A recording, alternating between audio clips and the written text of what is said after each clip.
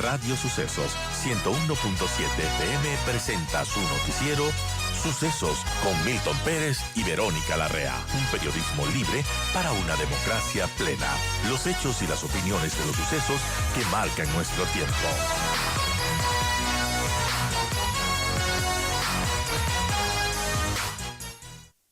Gracias, Delia. Saludamos a través de la vía virtual en estos momentos al expresidente del Tribunal Supremo Electoral, Carlos Aguinaga. Carlos, muy buenos días. Muchas gracias por el espacio. Gracias por atendernos.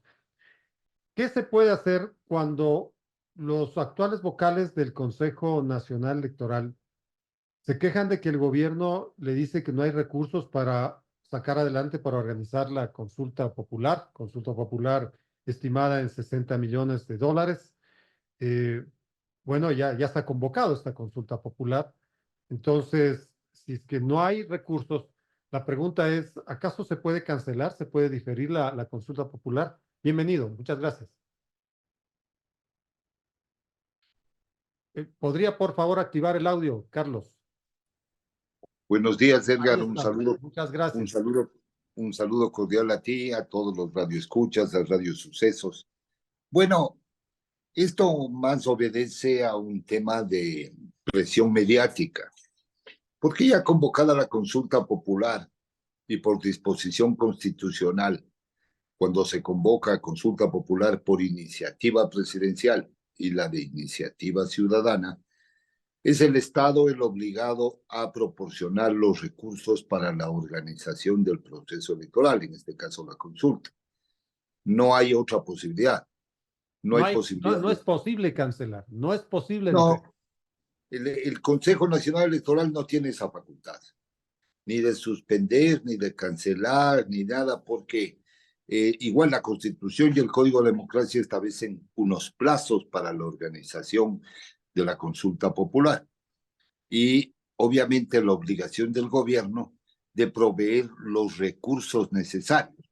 Lo que tienen que hacer el gobierno con el Consejo Nacional Electoral es obviamente en base al presupuesto remitido por el Consejo, sentarse a decir muy bien, esto está bien o está mal, porque muchas veces se inflan los gastos. Y digo se inflan porque el promedio para organizar una consulta popular es de $3 por elector. Sí, yo creo que somos más de 13 cantidad, millones. ¿Cómo? Somos más de 13 millones los electores. Por eso estamos hablando de alrededor de $40 millones, con 40 millones de dólares. 44 millones por ahí. Sí, $40 millones se organiza una consulta. Ahora, si yo pido 70, a ver, por favor, ajustemos el presupuesto, porque además es un proceso de fácil organización, completamente fácil, porque es una o dos papeletas máximo. No hay en promoción electoral tampoco. Una papeleta hay fue autorizada ya por el propio Pleno del Consejo Nacional Electoral. Ha definido una sola papeleta. Ya, una sola papeleta mejor, porque al ser una sola papeleta, el gasto es menor. Entonces, yo no sé por qué se contrata tanta gente, por ejemplo, tanto personal. Revisen los datos de organización de procesos electorales en el 2002.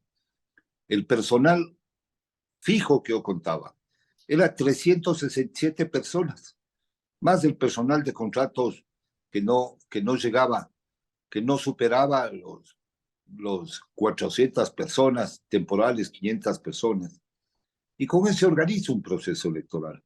Pero hoy estamos acostumbrados a que esta cuota política temporal para poner en contrataciones ocasionales sea muy inflada. Además, hay otros mecanismos para organizar adecuadamente el proceso que se vienen aplicando. Por ejemplo, el kit electoral es tercerizado. ¿Qué hace ahí el Consejo Nacional Electoral? Nada, porque todo le da haciendo la empresa a la que adjudican el kit, ¿no es cierto? Claro. El software y todo eso debe Es un software que ya propietario que deben tener y que se va actualizando y acoplando a la consulta popular, a las 10 preguntas. El procesamiento de eso es rápido, son 10 preguntas, si no, nulos blancos, total de votantes. Es decir, yo no lo veo muy complejo. La Yo no sé papeleta por la qué. hace el Instituto Geográfico Militar.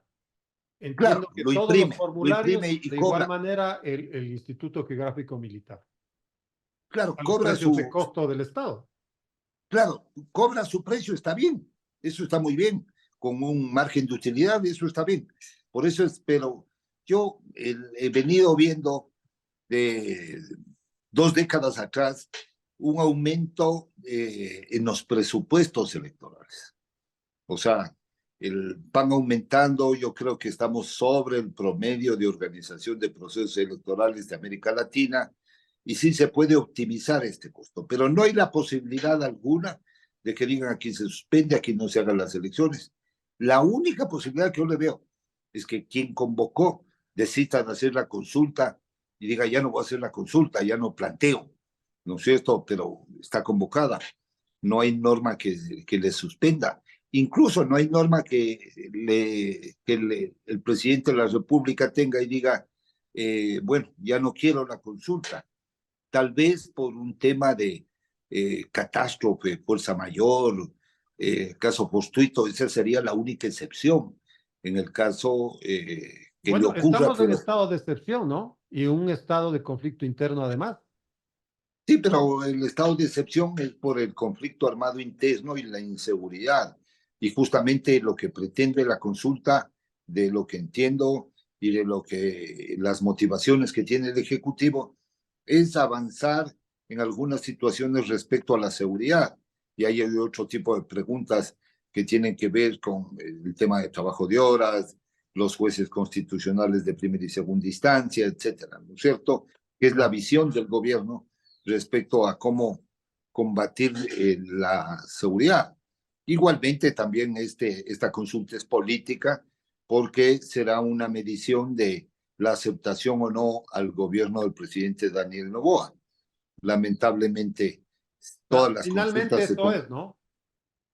Perdón, Finalmente eso es. Es un termómetro de la popularidad, la aceptación del presidente Noboa. yo no digo que finalmente, sino también es, sí, porque hay temas que sí se deberían pensar en cómo modificar, cambiar la democracia, pero no, si bien es cierto, no nos puede satisfacer el 100% o la totalidad de las preguntas, porque se requieren otro tipo de reformas, pero bueno, este es un ejercicio democrático, de democracia directa, que también es un ejercicio político, obviamente.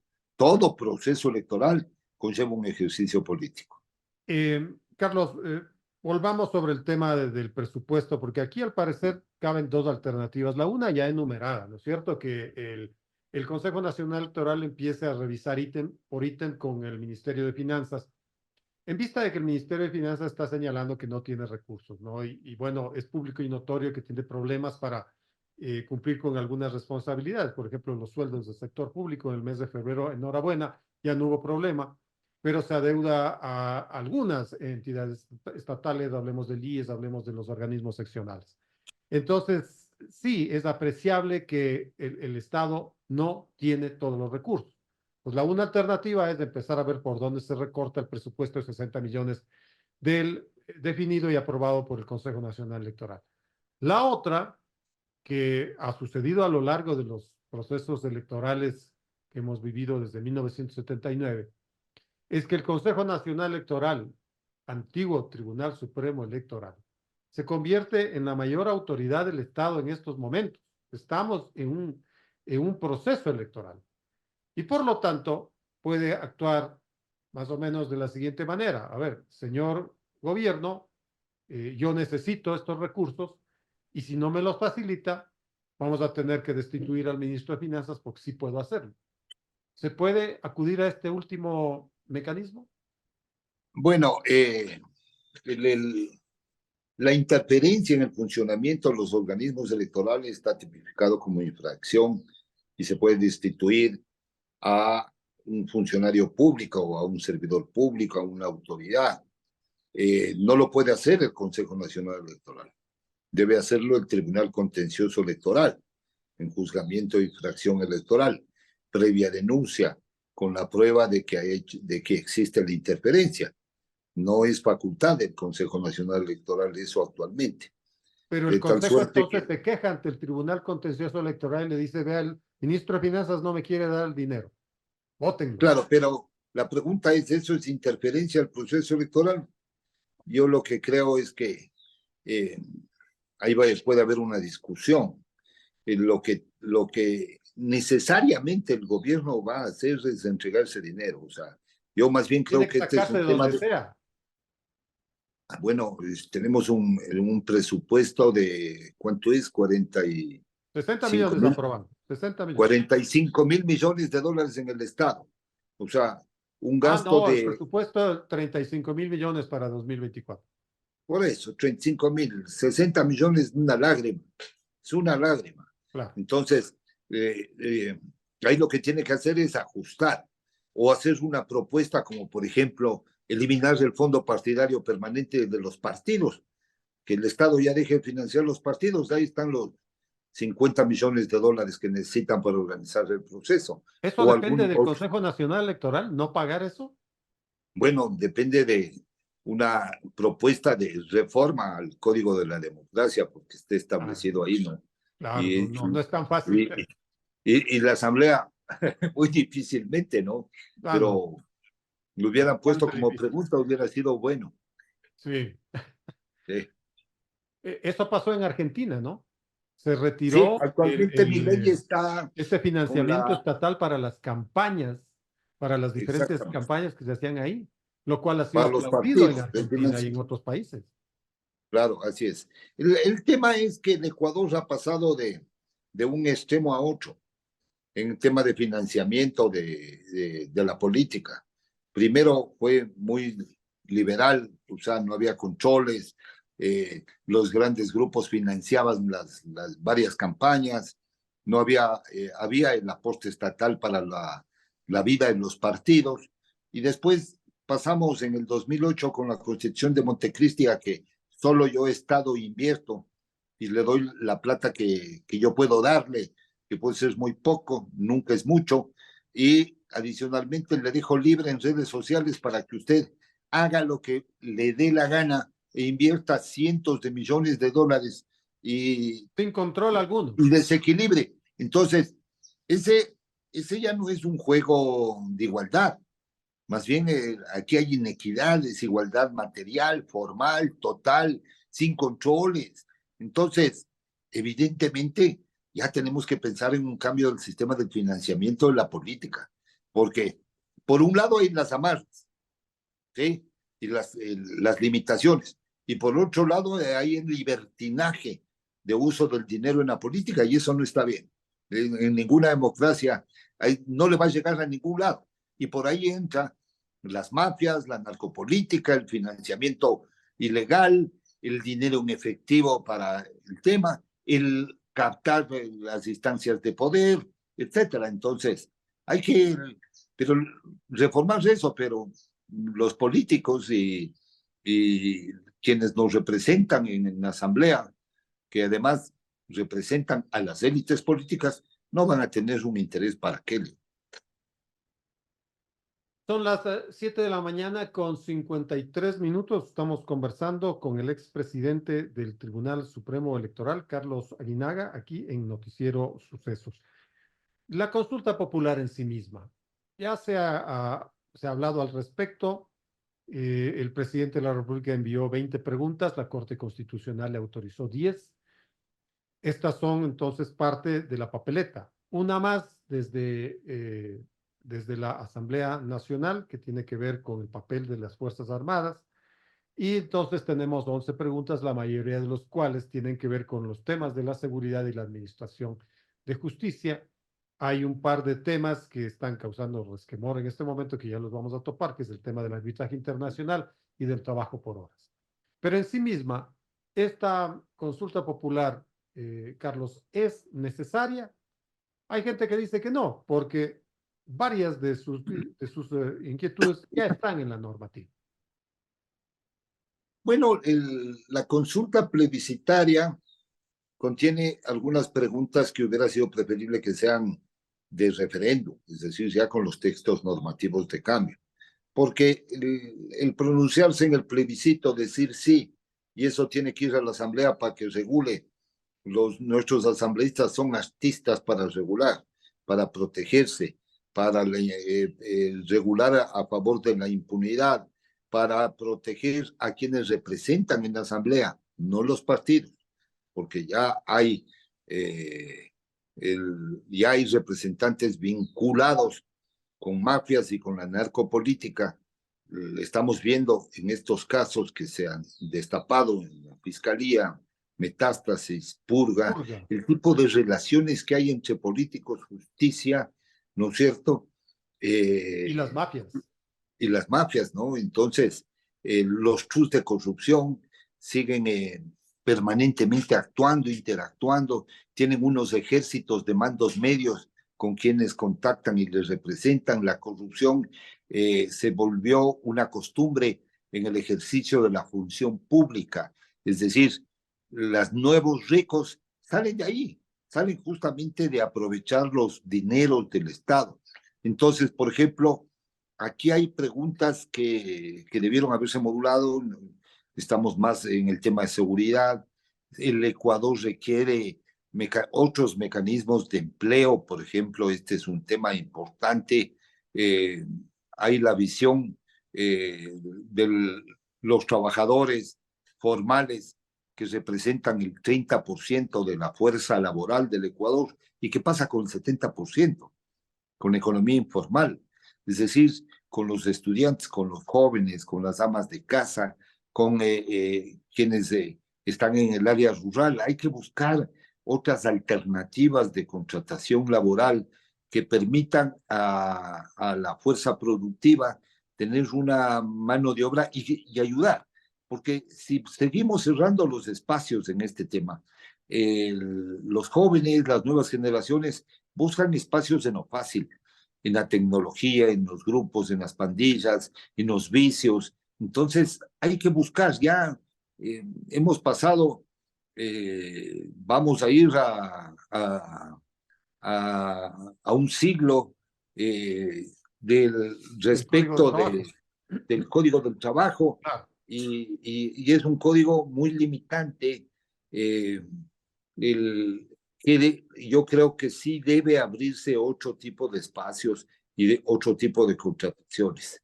Bueno, pero El resto, justamente en esta pregunta es para lo que ayer, que era el último plazo para que se registren las organizaciones por el sí o por el no. En esta pregunta y en la del arbitraje internacional se concentra en la gran mayoría, pero para que hacer una campaña por el no. En el tema del trabajo por horas, hasta la UNE ayer se inscribió, para que la gente le diga no al trabajo por horas. Pero por cierto, no nos están diciendo qué alternativa entonces debe darse a la multitud de desempleados que hay en el país. Pero a esta posibilidad de que se pueda contratar por horas, ellos le dicen que no. De igual manera, los sectores sindicales se inscribieron ayer. La Unidad Popular se ha inscrito ayer por el no al trabajo por horas.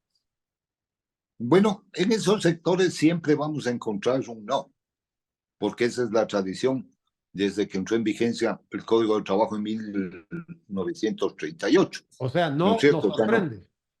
Ah, No nos sorprende. no, eso no nos va a sorprender.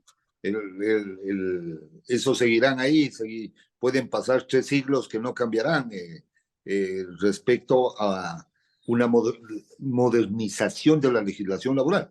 Porque además la globalización, el avance vertiginoso de la tecnología, la inteligencia artificial, el blockchain, una serie de mecanismos hoy han trastocado las relaciones de tipo laboral, ¿no es cierto? Incluso los contratos, ya los contratos escritos, la formalidad pasa a otro ámbito. Ya tenemos los smart, los contratos digitales, electrónicos. Entonces, yo creo que si esta dirigencia sigue pensando que estamos en el siglo anterior, a las primeras décadas del siglo anterior, y no se moderniza, no se abre justamente a ver unas regulaciones mucho más adecuadas para cientos de modalidades de contratación que no están previstas en el Código del Trabajo y que en lo formal se realiza. Hoy hay mucha gente que trabaja a través de la nube tecnológica, de plataformas informáticas, que trabaja a domicilio. Vea, ahí no hay aporte al seguro, pies del seguro, ¿sí? No hay beneficios de carácter social y todo ese tipo de cosas. Entonces, cuando se flexibiliza las regulaciones laborales, justamente va a haber mayores oportunidades de interés de aquellos, de este gran grupo de gente que sí está generando ingresos, sí está trabajando, sí tiene un gasto, pero al Estado no le está ingresando nada, en la cual van a haber otros mecanismos. Ahora, si queremos sindicalizar toda la contratación laboral, estamos fregados. Ahí sí estamos fregados, o sea, no vamos a avanzar. Entonces, si bien es cierto, aquí va a haber eh, una discusión, pero yo creo que aquí hay una población joven, mayoritaria, que tiene otra visión, y tiene una visión globalista, tecnológica, de facilidad, que al menos quiere tener este tipo de oportunidades. Entonces, yo eh, le veo difícil, así se inscriban 100 en esa pregunta, que no tenga el respaldo ciudadano, especialmente de los jóvenes. Claro, pero ya no pueden inscribirse porque ayer era el último plazo. Se inscribieron además para decirle no a la pregunta del arbitraje internacional, porque ellos dicen que constituye regresión de derechos y además es una pregunta que atenta contra la soberanía del país. El presidente Daniel Noboa, en este último recorrido que hace por Nueva York y por Canadá, ayer se topó ante la comunidad de mineros del mundo, hablándoles del país, tratando de atraer su inversión acá, muy necesaria, porque la inversión genera trabajo, así de simple. Pero la respuesta de los inversionistas es, nosotros necesitamos protección en nuestras inversiones. El Ecuador eliminó los tratados de protección de inversiones en el año 2016, en el gobierno del economista Rafael Correa. Y en la constitución del año 2008 del mismo gobierno, está consagrada la no aceptación a los arbitrajes internacionales, que es una forma de proteger las inversiones.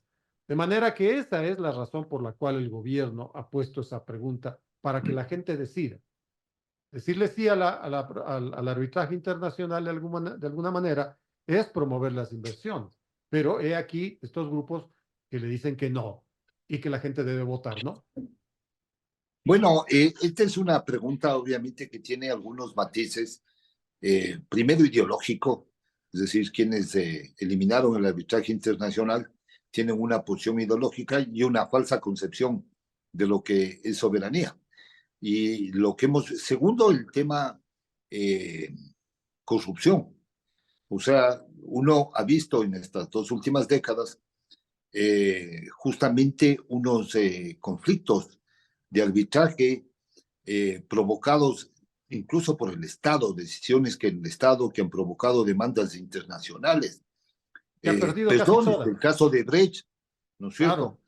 cierto? El caso de Brecht, venga, le perdono y venga y siga trabajando, y por debajo una cantidad de dinero que no se ve de corrupción. A otros que les han presionado, no han querido, han ido a los tribunales porque tienen políticas limpias, anticorrupción, les toca someterse al arbitraje. Ahora, si las empresas, las personas invierten cientos de millones de dólares, necesitan una protección, pero además de una protección necesitan un juez imparcial, independiente. Y aquí el otro problema es, ¿hay jueces imparciales aquí para este tipo de cosas o vamos a tener procesos como el caso Chevron, ¿no es cierto? Claro. Sí, con unos jueces que han sido cuestionados nacional e internacionalmente. Y la justicia pasa a ser un negocio en vez de ser la resolución de valores de equidad, de justicia, de seguridad jurídica. Entonces, obviamente, si yo no tengo las seguridades para investir, yo no meto un dólar. Y el que pierde es el Ecuador, el Estado. Ahí la posición de 2 o 3 personas que realmente tienen esta misma visión ideológica caduca de asimismo de hace un siglo, que no permite ahora en estas nuevas relaciones comerciales, tecnológicas, mundiales, un desarrollo del país y una seguridad. Las consecuencias no es para esta gente que se opone, la consecuencia es para todos, porque además debe haber una política general en este tema. A mí me parece que el Ecuador ha demostrado que no garantiza seguridad jurídica y para eso, obviamente, el arbitraje internacional es un buen mecanismo. Aquí lo que tiene que haber es un control interno y para eso está la Contraloría y la Procuraduría, de que los procesos de administración de los contratos con empresas privadas o que inviertan en el país sean claros y transparentes, no exista persecución, no exista coima de por medio, que se vayan ejecutando, es decir, hay que hacer no un control posterior, hay que hacer un control a priori y hay que hacer un control a tiempo, es decir, en ejecución. Entonces, cuando los asambleístas y este grupo de personas digan, muy bien, vamos a reformar el sistema de control gubernamental que tenemos y hacer control concurrente de los contratos públicos. Ahí, por ejemplo, tienen una buena medida Ahora, para Carlos, evitar. hay algunas encuestas últimas en donde se han hecho simulaciones sobre la consulta popular y la respuesta es a favor del sí, que va entre el 50 y el 55%, una vez que ya se ha convocado a la consulta popular. No hablemos más adelante, ¿no? En donde ya exista el debate y la campaña del caso.